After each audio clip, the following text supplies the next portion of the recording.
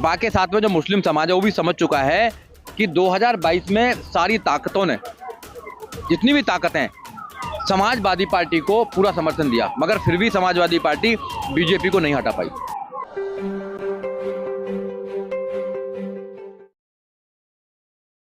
Supreme court पर EVM को लेकर बड़ा धरना प्रदर्शन हुआ है और लगातार ये कहा जा रहा है कि पॉलिटिकल पार्टियां इसकी आवाज नहीं उठा रही, लेकिन बहन मायावती ने अपने संबोधन में ईवीएम को लेकर बहुत सारे सवाल उठाए। क्या कहना है? नहीं, बहन कुमारी मायावती का शुरू से रुख है कि ईवीएम में कुछ गड़बड़ हो सकती है, मशीन है, प्रोग्रामिंग हो सकती है।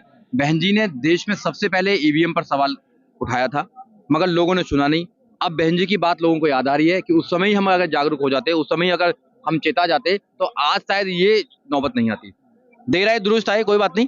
बहन जी ने जो आंदोलन करा, बहन जी ने जो बात बताई लोगों को, क्योंकि बहन जी दूरदर्शी नेता हैं, बहन जी पहले ही बहुत कुछ बोल देती है, तो बहन जी ने ईवीएम पर जो सवाल करा था, तो लोगों को जागरूक होना चाहिए। आप लोग जागरूक हो रहे हैं, एडवोकेट लोग साथी आ रहे हैं, लोग बहुत सारे जो अब और भी लोग हैं, एक्टिविस्ट है, वो लोग आ रहे हैं। अब पूरे देश में इसको आंदोलन को लेकर जाएंगे, बहुत अच्छी बात। बहन जी की आवाज उठाने से क्या लगता है आपको, कुछ बल मिला है ईवीएम के विरोध में जो आवाज उठ रही है? देखो, बहन कुमारी मायावती किसी भी मुद्दे को अगर उठाती है तो बल मिलता है, क्योंकि बहन कुमारी मायावती देश की बहुत बड़ी नेता है। बहुजन समाज पार्टी देश के तीसरे नंबर की राष्ट्रीय लेवल की पार्टी है। अगर बहन कुमारी मायावती किसी बात को अपने ट्विटर के माध्यम से भी अगर बोलती हैं, तो देश में उसका संज्ञान लिया जाता है, सरकार संज्ञान लेती है। इसमें कोई भी मतभेद नहीं है। सारे लोग जानते हैं बहन कुमारी मायावती जेन्युइन बातों पर अपनी बात को रखने का काम करती है। बहन जी वैसे ही कोई बात नहीं बोलती हैं। बहन कुमारी मायावती विद एविडेंस के साथ में किसी बात को बोलने का काम करती है। बहन जी को राजनीति का बहुत अच्छा अनुभव है। बहन कुमारी मायावती ने उत्तर प्रदेश में शासन करके लोगों को बताने का काम किया कि शासन, प्रशासन, अनुशासन, शासन क्या होता है। तो बहन जी ने बहुत कुछ करके दिखाया लोगों को। अगर बहन कुमारी मायावती ईवीएम पर डाउट कर रही हैं, सवाल पैदा कर रही हैं, तो ईवीएम में कुछ ना कुछ गड़बड़ है और मशीन में कोई भी प्रोग्रामिंग हो सकती है। लेकिन ये आंदोलन शाश्वत नहीं है। जब चुनाव आ रहे होते हैं तब आंदोलन तेज हो जाता है, या हार जाते हैं विपक्ष तो तेज हो जाता है, फिर शांत हो जाते हैं। देखिए, देश की जो सरकारें हैं उन्होंने लोगों को आंदोलन करने लायक छोड़ा ही नहीं है। देश के प्रधानमंत्री ये कहते हैं कि देश के 85 करोड़ लोगों को, लगभग 80 से 82 करोड़ लोगों को मैं 5 किलो अनाज देता हूं। अगर देश के 82 करोड़ लोग अगर 5 किलो अनाज पर आश्रित है, तो देश के लोग अपने पेट की भूख मिटाने के लिए काम कर रहे हैं। वो कैसे ऐसे मुद्दों पर आने काम करेंगे? बेरोजगारी है देश के अंदर। मोदी जी ने वादा किया था कि 2 करोड़ रोजगार दूंगा मैं हर साल। 9 साल हो चुके हैं मोदी जी को राज पर आए हुए। 18 करोड़ रोजगार देने चाहिए थे। जो वादे किए देश की जनता से, वो वादे पूरे नहीं हुए। लोगों में बहुत बेचैनी है, देश में बेचैनी है, भुखमरी है, बेरोजगारी है, एजुकेशन नहीं है लोगों के लिए। मेरा कहना यह है कि देश सही हाथों में नहीं है, देश में अच्छे हाथों में जाना चाहिए। देश में 2024 के चुनावों में देश की जनता को मोदी जी को हटाकर कोई अच्छा न्यायप्रिय बहुजन समाज पार्टी जैसा जो बहन कुमारी मायावती है, उनको नेता बनाना चाहिए, उनको देश का प्रधानमंत्री बनाना चाहिए, देश सोने की चिड़िया बन जाए। पर बहन जी तो गठबंधन में शामिल होंगी नहीं, आपने कहा, तो उनको प्रधानमंत्री पद का दावेदार कैसे बनाएंगे? देखिए, हमारी एक वजूद पार्टी है, वजूद है हमारी पार्टी का। हम नेशनल लेवल की पार्टी हैं, सबसे ज्यादा वोट बैंक हमारे पास में है। हम जिनको क्लेम करते हैं 85% जो बहुजन है उनकी हम राजनीति करते हैं। बहन कुमारी मायावती सारे धर्मों को सम्मान करती हैं। अभी भी उन्होंने सारे धर्मों की बात करी है। बहन कुमारी मायावती ने कहा राम मंदिर के लिए हम स्वागत करते हैं, तो बाबरी मस्जिद कब बनेगी?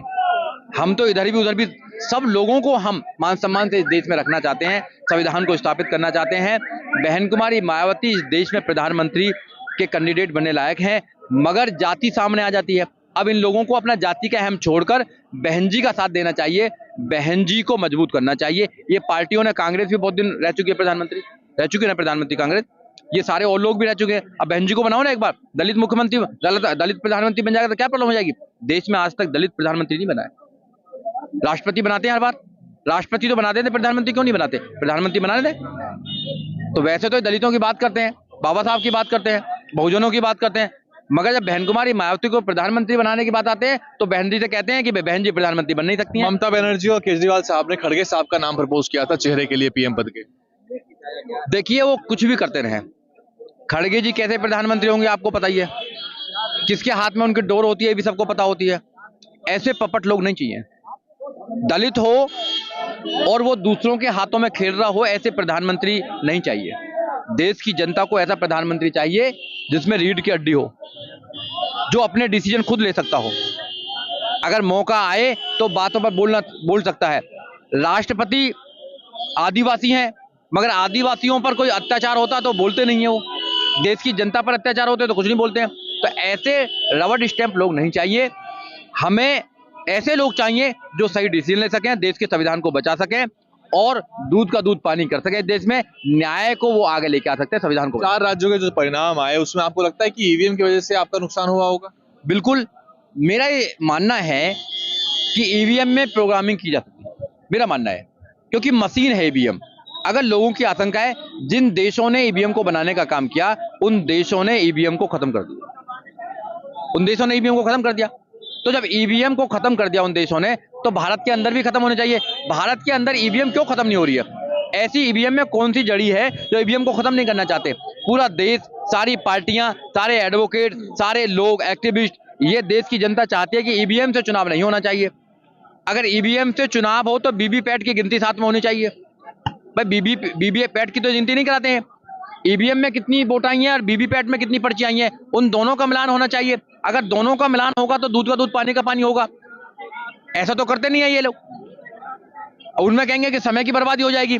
अगर समय की बर्बादी हो जाए तो फिर भैया आप केवल बैलेट बॉक्स में करा दिए, उसमें हो जाएगा। सवाल मेरा है कि कल की बहन जी की पीसी के बाद लोगों को इंतजार था कि बहन जी हो सकता है कोई बड़ी घोषणा कर दें गठबंधन को लेके, लेकिन अकेला चलो की जो राजनीति है उस पे बहुत से दलित समाज के लोग भी कह रहे हैं कि देखो आपका खुद का भी नुकसान हो जाएगा और इंडिया गठबंधन का भी नुकसान हो जाएगा। देखिए, आज तक हम जिन लोगों को भी मजबूत किया, जिन लोगों से हमने गठबंधन किया, हमारा नुकसान हुआ है। जब भी हम अपनी ताकत पर विश्वास करते हैं, जब भी हमारा फायदा होता है, 19 में तो 10 हो गए ना। देखिए 19 में 10 हो गए, बिल्कुल आप ठीक कह रहे हैं, पर बहन कुमारी मायावती का जो पूरा इतिहास रहा है राजनीति का, उस इतिहास से पूरी बहन कुमारी मायावती ने सबक लिया है, और बहन कुमारी मायावती ने अपने कार्यकर्ताओं को ये संदेश दिया है कि आप गठबंधन के चक्कर में मत पड़ो, अपनी ताकत बनाइए, अपने घर को मजबूत कीजिए। अगर आप मजबूत हैं तो सब आपके पीछे आएंगे, अगर आप कमजोर हैं तो आपकी कोई बात पूछने वाला नहीं है। अगर हम मजबूत होते, आज डेट में हम मजबूत हैं, मगर लोगों की नजरों में हम मजबूत होते, तो ये सारी कांग्रेस पार्टी और पार्टियां हमें अपने जो दल है इंडिया उसमें शामिल करने के लिए न्योता देती। इन्होंने न्योता ही नहीं दिया हमको, तो ये हमको कमजोर मानते हैं। तो बहन जी ने कहा कि हम बताना चाहते हैं आपको कि हम कितने ताकतवर हैं, हमारे पास कितने वोट है, सपोर्ट है, हम खुद चुनाव लड़ेंगे। तो इनको क्या प्रॉब्लम हो रही है बताइए? इनके पेट में दर्द हो रहा है कि अगर बहन कुमारी मायावती हमारे साथ नहीं आई तो भैया हमारा तो कुछ होने वाला नहीं है। इनके पास में क्या वोट बैंक थोड़ी है भाई। ये जो कांग्रेस है, कांग्रेस दलित और मुस्लिम के साथ में आधार पर बढ़ती है। सपा ने 32% वोट लिया है सर पिछले विधानसभा चुनाव में। देखिए, सपा के साथ में जो मुस्लिम समाज है वो भी समझ चुका है कि 2022 में सारी ताकतों ने, जितनी भी ताकतें, समाजवादी पार्टी को पूरा समर्थन दिया, मगर फिर भी समाजवादी पार्टी बीजेपी को नहीं हटा पाई। अगर इस देश में बीजेपी को कोई हटा सकता है, खासकर उत्तर प्रदेश में कोई बीजेपी को हटा सकता है, तो बहुजन समाज पार्टी है। क्योंकि दलितों की वोट, मुस्लिम की वोट और ओबीसी की वोट अगर मिल जाती है, 85% अगर वोट मिल जाती है, तो बहुजन समाज पार्टी सत्ता में आ जाएगी 2007 की तरह। एक ही फार्मूला है बीजेपी को हटाने के लिए, बहुजन समाज पार्टी को मजबूत करने का। बहुत बहुत शुक्रिया एडवोकेट सुजीत सम्राट। और बहन जी का जो निर्णय है उसको सभी बसपा समर्थक जो उसको फॉलो कर रहे हैं। हालांकि दलित समाज का एक वर्ग ये भी है जो सवाल उठाता है, वो कहता है कि अकेले चलने से कमजोर हो जाएंगे, नुकसान भी हो सकता है। बने रहिए, क्या कुछ अपडेट होगी। ईवीएम का मुद्दा फिलहाल गर्म है और उस पर बड़ी चर्चाएं देश भर में हो रही है। बसपा भी लगातार सक्रिय है। आज बसपा के पदाधिकारी एडवोकेट सुजीत सम्राट यहाँ पहुंचे हैं, वरिष्ठ पदाधिकारी हैं दिल्ली प्रदेश में, और भी बसपा के समर्थक यहाँ मौजूद हैं। तो इस पर क्या कुछ अपडेट होगी आपको बता देंगे, बने रहिए हमारे साथ। DNN हिंदी को सब्सक्राइब करने के लिए दबाएं लाल रंग का सब्सक्राइब बटन और घंटी का बटन दबाकर ऑल नोटिफिकेशन पर क्लिक करें। चैनल को जिंदा रखने के लिए नीले रंग का ज्वाइन बटन दबाकर चैनल को आर्थिक सहयोग करें।